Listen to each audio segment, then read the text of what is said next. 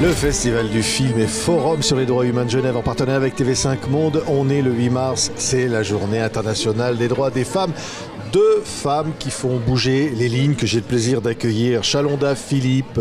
Alors, vous êtes membre du collectif pour des réflexions décoloniales. Vous réfléchissez à comment peut-être féminiser des monuments ou des lieux à Genève. Et puis à vos côtés, Rani Mwande Elda Kwama, qu'on a vu lors du fameux sommet de Montpellier, du sommet Afrique-France avec Emmanuel Macron. C'est vous qui avez interpellé le président Macron. Ça a fait le tour des réseaux sociaux. Quand vous êtes revenu au Burkina, votre pays, vous avez été accueilli en héroïne. Rappelez-moi ce que vous avez dit à Emmanuel Macron. Vous lui avez parlé de marmite. Alors de l'essentiel que je peux en tout cas vous dire tout de suite, c'est que j'ai qualifié les relations entre la France et l'Afrique de marmite sale. Sale parce qu'il y avait peu de reconnaissance des exactions, qu'il y avait de la corruption, qu'il y avait un vocabulaire qu'il faut changer et tout ça, il faudra un effort pour vouloir récurer cette marmite et de vraiment le faire dans le long terme pour que les relations deviennent plus ou moins saines. Oui, vous l'avez dit, si vous voulez laver la marmite, si vous voulez quand même préparer dedans, eh bien je ne mangerai plus, nous ne mangerons pas, l'Afrique ne mangera plus dans cette marmite-là. Effectivement, je ne mangerai pas et l'Afrique ne mangera plus. C'est vrai. Oui, parce qu'on ne va pas quand même manger d'une nourriture, même si elle semble goûteuse, dans une marmite sale, ça fait de la nourriture infecte. Et c'est pas bon pour la santé. Qu'est-ce qui est infect? Qu'est-ce qui ne va pas dans ces... Allez, un mot là-dessus. Qu'est-ce qu'il faudrait changer là? On est, une journée, on va parler des droits des femmes, mais qu'est-ce qu'il faudrait changer? Par exemple, déjà, je m'appuie sur cette journée de la femme pour dire, vous voyez tout ce que les femmes font pour vraiment mettre en lumière de plus en plus leurs droits, de prendre des initiatives pour elles-mêmes, de pouvoir faire des choses pour la société. Je pense que pendant très longtemps, ces mêmes femmes-là ont subi de la société des mots qui les remettaient en arrière et c'est peut-être ce que je peux voir comme lien aussi entre la relation entre la France et l'Afrique, c'est ce que j'ai dit, tout commence par le vocabulaire. Dans un mot, on peut tout mettre. Et ce que le mot fait comme retentissement dans la tête de l'individu va ensuite l'inspirer dans ses actions. Donc je pense que c'est déjà la première chose qu'on peut faire, que tout le monde peut faire. Chaque individu lambda peut le faire. On peut changer de vocabulaire, on peut changer de posture. Et en ce moment-là, je pense aussi qu'il faut être clair dans les termes qu'on met quand on a un contrat qui nous lie, que ce soit dans du social ou dans du business. Ça doit être clair et dans un esprit de gagnant-gagnant. Parce que c'est là qu'on commence à corriger et à bien faire les choses. Oui, vous avez fondé l'association Fenêtre d'Afrique. Alors, quand je disais que vous êtes rentré au Burkina, accueilli en héroïne, c'est-à-dire que l'Afrique attend ça aussi, attend ce discours-là. Alors, je ne dirais pas que j'étais accueillie en héroïne. C'est vrai que j'ai reçu en inbox des encouragements, des messages. Mais non, j'ai juste été accueillie par quelques amis et de la famille à l'aéroport. Des gens que je connaissais déjà, qui connaissaient mes combats. Mais je pense que le plus important aujourd'hui, c'est déjà d'attirer l'attention parce qu'il y a de ces discours qu'on veut faire, mais qu'il n'y a pas d'oreille pour écouter. Et je vous assure qu'il y a plein de personnes, par curiosité, se sont connectées sur cet événement, Afrique-France, pour savoir qu'est-ce que ces jeunes iront dire au président. Et de là, ils ont entendu quelque chose. Et ça a résonné dans certaines oreilles pour booster des actions qui étaient déjà en cours. Moi, si on me donne l'occasion, en tout cas, de parler à mes premiers responsables, je le ferai. Ce n'est pas quelque chose que je ne fais pas du tout, que je n'ai pas envie de faire. Mais souvent, les occasions manquent. Oui. Et souvent, c'est un peu restreint, ces occasions. Donc, quand on en a une, on la saisit à bras le corps et on espère faire quelque chose de bien avec. C'est Fenêtre d'Afrique. Oui, c'est beau, ça. Comme l'expression. Oui. Il faut ouvrir des fenêtres. Exactement, j'ai pensé à Fenêtre d'Afrique. Fenêtre d'Afrique, donc je dis, c'est votre association. C'est ça, c'est ça. On l'a fondée parce qu'on a pensé à la fenêtre qui peut être la première ouverture par laquelle on peut essayer de voir à l'intérieur d'une maison et apprécier un peu avant d'avoir envie d'ouvrir la porte. Donc pour nous, c'était de présenter l'Afrique en parlant de son patrimoine, en parlant de tout ce qui est vraiment beau et intéressant en Afrique. Parce que très sincèrement, on a laissé pendant longtemps beaucoup de gens, en fonction de leurs intérêts, présenter une image vraiment très triste et souvent misérable de l'Afrique. Et si on ne se met pas à l'écriture de notre propre histoire, finalement personne n'aura envie de venir se faire une vie en Afrique, alors que c'est possible. malgré tout ce qu'on raconte sur l'Afrique, moi je vis au Burkina Faso, je me sens bien. Et même j'invite qui veut à venir. Même si c'est difficile de ce que l'on croit actuellement de la situation politique au Burkina. C'est comme je dis, quand on est en dehors d'un pays, on essaie d'imaginer à partir des informations qu'on a. Vous voyez, j'ai envie de dire aujourd'hui, ce que nous savons du gouvernement de la transition, c'est qu'il y a eu quand même des actions avec la société civile pour demander leurs avis sur comment la transition devrait être conduite. C'est vrai qu'on souhaite des jours où on pourra nous-mêmes choisir encore le président qu'on veut, mais c'est une situation qui arrive, mais la population s'adapte.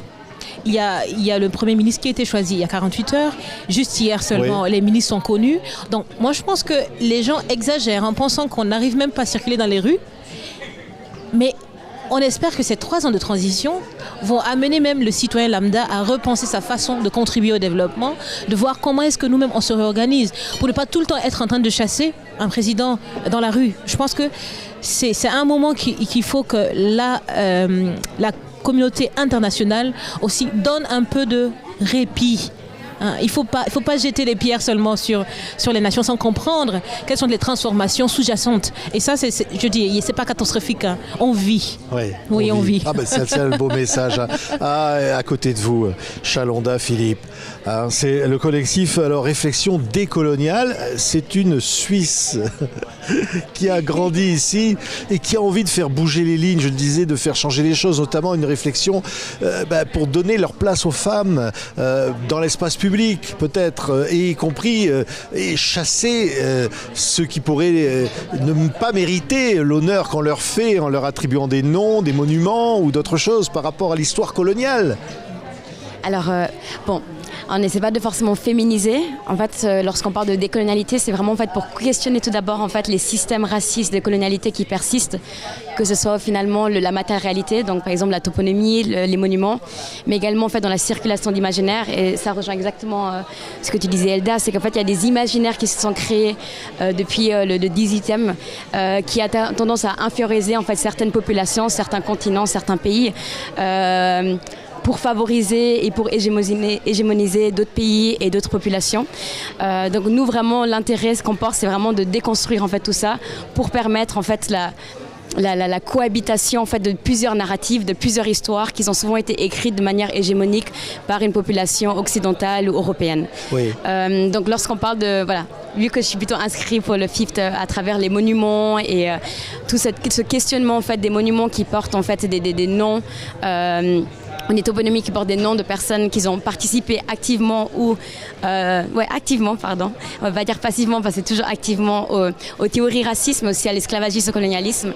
C'est une manière en fait, de questionner comment l'espace public produit encore une fois des imaginaires et des systèmes de pensée qui affectent en fait comment chaque personne a son droit d'être et de la manière dont les personnes aussi puissent circuler en Suisse. Donc voilà, c'est vraiment le contexte suisse. Alors d'ailleurs, ça rejoint quand même aussi les femmes parce que on voit d'ailleurs beaucoup moins de femmes. Il faut donner plus de place aux femmes dans cet espace public. Non, je sais pas. Non, je suis tout à fait d'accord. Et justement, je pense que c'est intéressant parce que de penser l'espace public comme en fait des systèmes de pouvoir, c'est de voir qu'en fait le système l'espace public représente l'hétéronormativité, le patriarcat et la blanchité. Et du coup, lorsqu'on critique en fait l'espace public et qu'est-ce que ça représente à travers la glorification de personnages, on constate qu'en fait, ce qui manque, c'est toutes les personnes qui sont minorisées dans la société, donc également les femmes. Et comment en fait on peut repenser l'espace public qui permet d'avoir des narratifs alternatifs qui ont toujours été étouffés. Oui.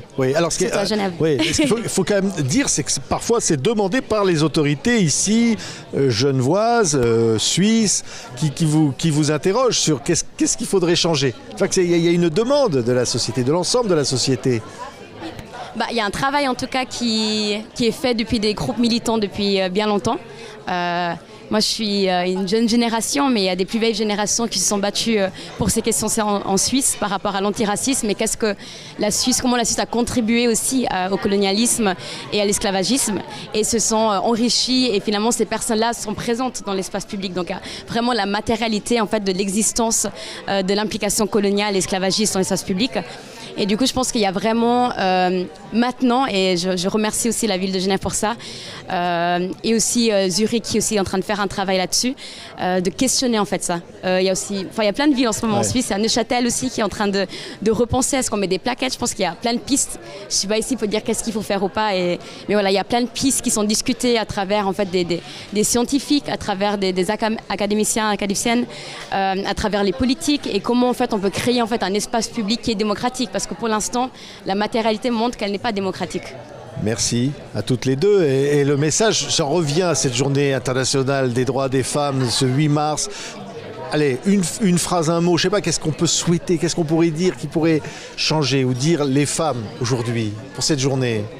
Je souhaite que chaque femme déjà se considère plus en tant qu'être humain, aussi douée que les hommes pour faire des actions concrètes dans le développement de leur communauté, de leur pays et pourquoi pas du monde entier. Chaque femme a du potentiel, qu'elle exploite. Ça, c'est ce que je voudrais dire à toutes les femmes Chalonda. du monde. Alors ça rejoint un peu, c'est vraiment en fait donner la place et donner la parole aux femmes et toutes les personnes qui se considèrent femmes. Enfin, je pense qu'il y a une problématique qu'on a tendance à penser pour les personnes minorisées et en fait elles ont, comme tu disais, toutes les capacités, tous les outils en main pour pouvoir créer un monde qui leur convient. Mais il faut juste donner cette place et donner la parole. Bon 8 mars à toutes les femmes du monde et à leurs droits. Bien sûr. Merci. On était ici au EFDH avec TV5 Monde en partenariat ici à Genève. Merci à toutes les deux. Merci. Merci.